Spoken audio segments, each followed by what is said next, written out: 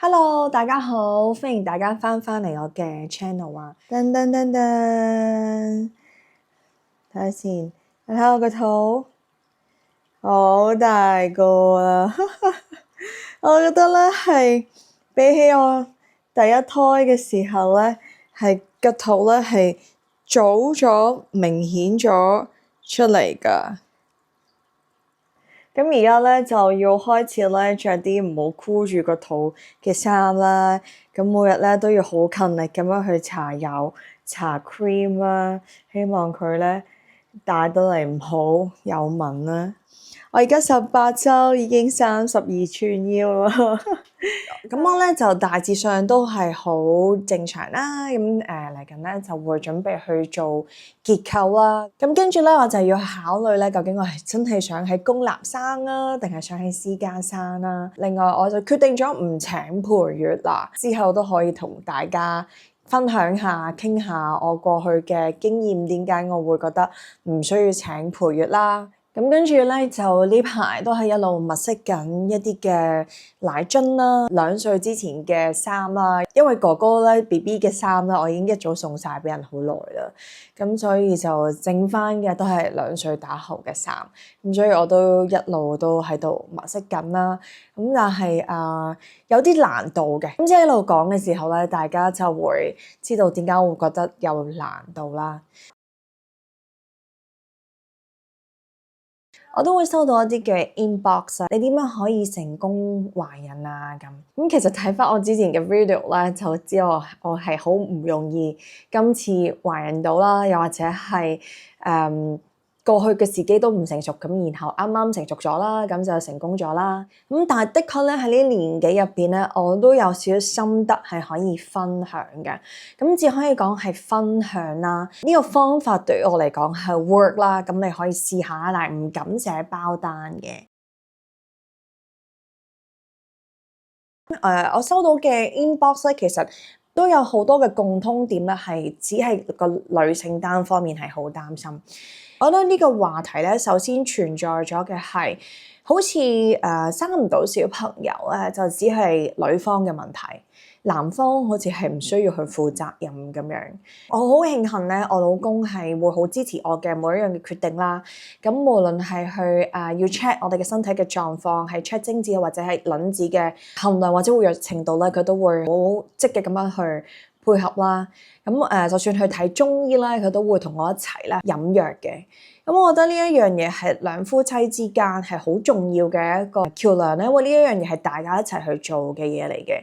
生唔到小朋友唔一定係淨係女方嘅責任㗎，咁我都會同嗰啲媽媽講咧，其實你必須要同你老公係傾清楚，大家係唔係同一條船，唔係淨係你自己去焦慮失望。咁當要去作出改變嘅時候，係雙方都需要去作出改變㗎，而唔係淨係個女方去睇醫生，個女方去打針去食藥，咁個男嘅就完全唔使做。男嘅可能其實你嘅精子都有問題㗎，但係你自己冇去 check，你就覺得自己冇問題啫嘛。而家香港成日啲人話唔想生，你生唔生到係個問題，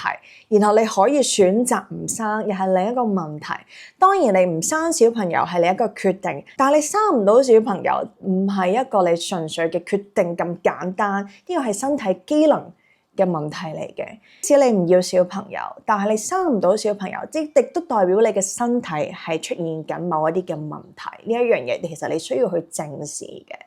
廢話少講，即刻去我嘅分享啦。之前都有分享過啦，我係有食中藥去調理啦，同埋我都有減少到飲酒啦，少咗深海魚嘅。但係咖啡咧，我有繼續飲，適當嘅運動啦，攝取好高嘅蛋白質啦，一日最少食4隻蛋啦，protein啦，唔同嘅。咁然後咧，我又 keep 住一路都有食孕婦嘅 supplements 嘅，咁例如係23種維他命同埋葉酸，我都有 keep 住有食。呢一個想分享嘅就係排卵子啦，咁呢個咧喺淘寶度買到嘅一個排卵子嚟咁，但係其實好多人都識佢噶啦，咁係好 popular，好似話係內地嘅醫院咧都係用呢一個排卵子咧。其實呢個排卵子咧我就用咗好耐，咁就由我開始被人2025年頭用到去2026年，直到知道自己有咗小朋友為止。咁呢一個排卵節咧，就會俾你知道你大概係幾時排卵啦，咁幾時咧行房係最高嘅成功率啦。俾幾個排卵節你睇啦，咁呢幾個排卵節咧係我過去我以為只係 right now 嘅嗰個 moment， 就以為係應該係呢個時候我哋去行房咧，就機會率係大啦。咁首先咧，見到有色嘅就即係代表咧係陰性或者係陽性啦。咁如果咧驗完之後咧係冇色嘅，咁啊無效啦，或者淨係得一條線咁。咁其實咧第一、3、4咧都可以話係陰性嘅，因為咧最主要我哋係想第一條線咧，即係靠近驗尿嗰邊嘅嗰條線咧係深色過右手邊嗰條線嘅。咁但係咧，如果係後邊嗰條線係深色過前面嗰條線咧，都係叫做陰性嘅。show俾你睇嘅呢一張排卵紙啦，係最後一次驗自己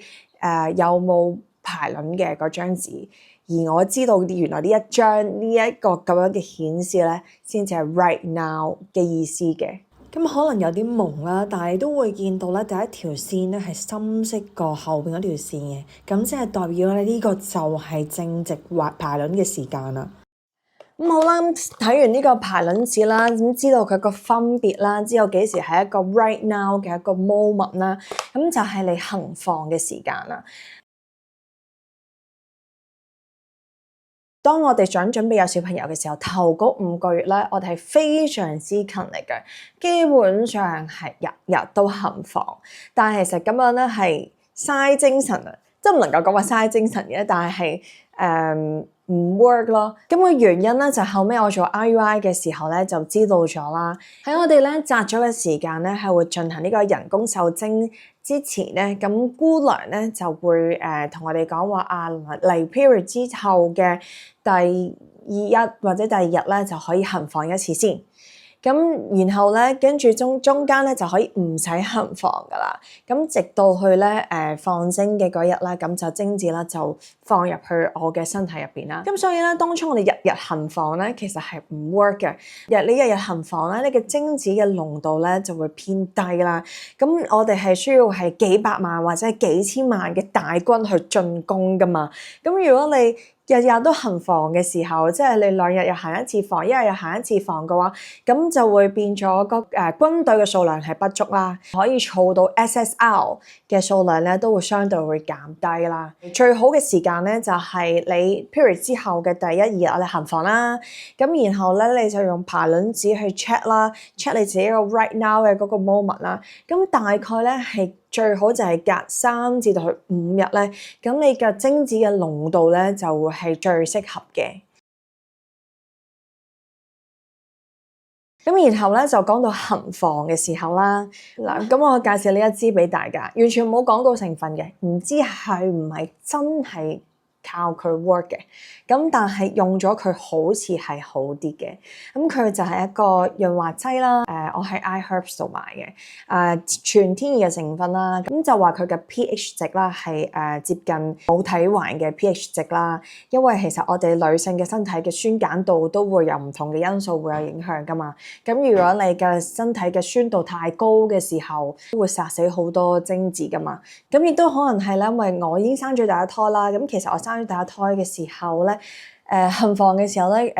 都唔能夠好似以前咁樣咁深入嘅，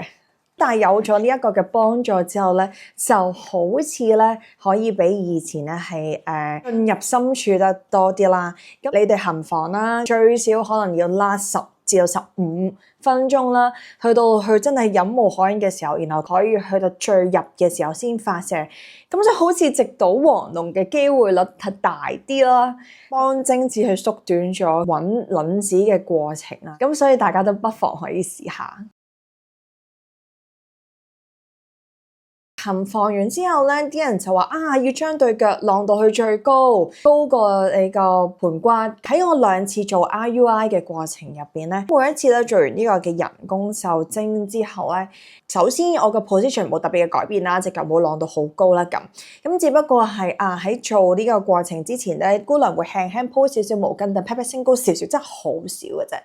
咁然後咧就完成咗呢個注射之後咧，可能會建議我咧 keep 住喺原位度10分鐘左右，咁然後就可以自由活動噶啦。唔需要將對腳晾到好高，但係的確咧保持咗個瞓喺度嘅姿勢咧係10分鐘左右。咁所以如果呢一個都係個 reference 嘅話，大家都可以試下。咁完事之後咧，就唔好即刻沖涼啦。咁可以喺停留嗰個 position 度等一等，最多10分鐘，其實好夠噶啦。咁跟住沖涼嘅時候咧，記住啊，頭先都唔記得講嘅係，行房之前咧沖涼咧唔好用梘液啦，任何嘅刺激性嘅嘢啦，只係用清水去沖啦。行房完之後咧，都係就咁用清水沖就得㗎啦。當時咧，姑娘都有同我講話，準備去做 IUI 之前嘅，如果喺屋企度要沖涼咧，都唔好用任何嘅沐浴露啊、番梘啊，係去沖洗嘅。咁所以就呢一方面，大家都可以留意下啦。咁以下介紹一個 documentary 俾大家啦。對於我嚟講咧，係一個好大嘅 wake up call 啦。咁我以為咧，我自己去膠嘅本領咧都幾好啊，但係睇完之後咧，原來都係非常之皮毛嘅。咁呢一個影響咧，係唔單止係想生小朋友嘅夫婦啦，係一個全球性，係一個人類咧能唔能夠 sustain 嘅一個問題嚟嘅。咁我講緊嘅咧就係 Netflix 度咧係可以睇到嘅一個 documentary，叫做 The Plastic Detox。咁佢入邊咧有好多 information 咧，都係圍繞住咧塑膠對於我哋嘅影響啦。入邊有好多資訊咧，我覺得我哋都好值得去一睇再睇嘅。尤其是連貫翻今日嘅主題啦。咁入邊咧就講述到咧，咁佢哋就請咗6對美國嘅夫婦啦。佢哋分別咧都係由最少咧22個月到去長達10年咧，都係嘗試去懷孕，但係唔成功嘅。咁我哋參加嘅呢一個計劃咧，就嘗試咗一個實驗啦，就係喺3個月入邊咧，嘗試去除塑膠喺佢嘅生活嘅環境入邊啦。咁睇下咧對佢嘅身體有冇影響嘅。喺未做呢個實驗之前咧，咁佢哋嘅 body check 啦，咁係 check 到咧佢哋嘅身體嘅塑膠含量都比較高啦，而男性嘅精子活躍程度咧係低過 average 好多嘅。完成咗呢3個月嘅測試之後咧，咁佢哋嘅膠嘅含量咧係大大咁樣減低啦，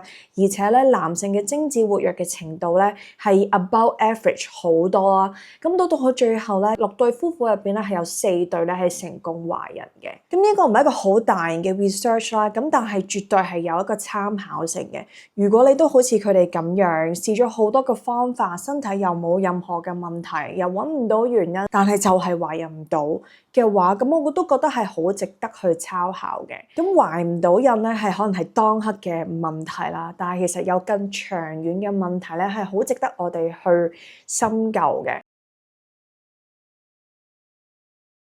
咁喺呢個 documentary 入邊咧，亦都有提及到啦，塑膠對我哋嘅影響，除咗係影響我哋嘅內分泌之外咧，係對於小朋友咧都係一個好大嘅一個影響啦。喺入邊嘅嗰啲專家咧，都攞咗媽媽啱啱生完嘅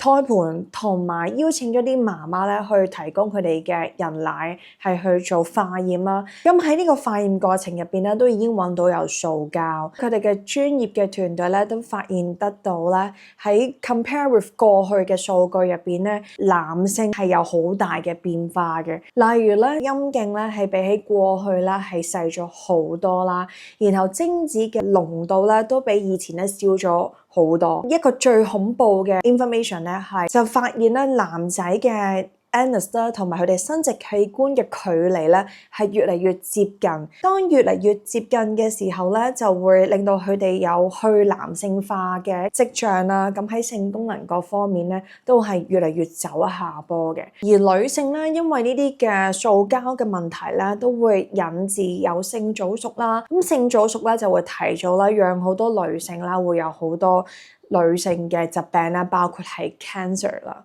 各類嘅女性嘅 cancer 啦咁。咁呢一個咧係一個全球嘅問題啦。咁我覺得呢一樣嘢係大家都需要去正視啦。咁如果睇到呢一度咧，你都有興趣想試下我嘅分享嘅方法嘅時候咧，都不妨審視下你自己嘅生活嘅環境啦，例如係睇下你嘅衫啦，有幾多係天然嘅，有幾多係塑膠加工嘅，枕頭袋啦，你嘅床上用品啦，牙刷啦，或者係你嘅 refill bottles 係咪全部都係膠啦？喺廚房嗰方面，砧板啦、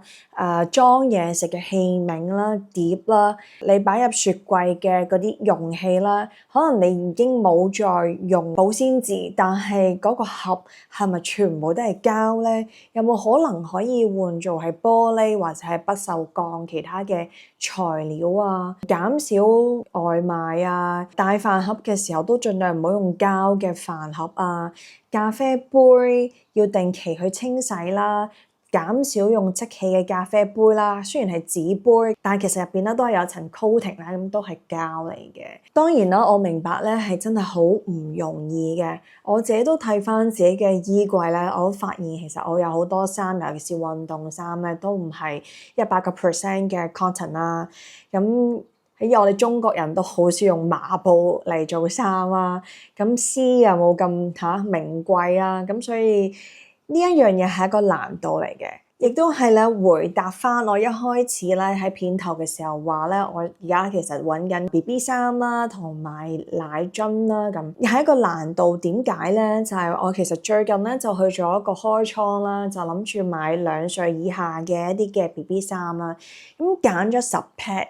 之後咧，慢慢去睇啦。咁原來咧包裝咧佢就寫100% 係 cotton，但係你再睇翻佢細分嘅嗰啲成分咧，其實佢可能最多只係95%。咁你要揾100% 嘅 cotton咧，可能係開倉都係一個幾難嘅一個選擇啦。咁另外奶樽嘅方面咧，咁大仔嘅奶樽咧，我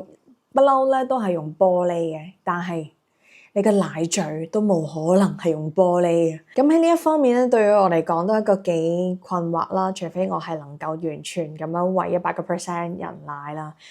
唉，咁冇辦法啦。呢一方面我哋都唯有只係盡做啦，盡量 create 一個冇咁毒嘅環境俾我哋嘅下一代啦。咁我今日嘅分享咧就去到呢一度，咁歡迎大家咧繼續 inbox 我，下次見，拜拜。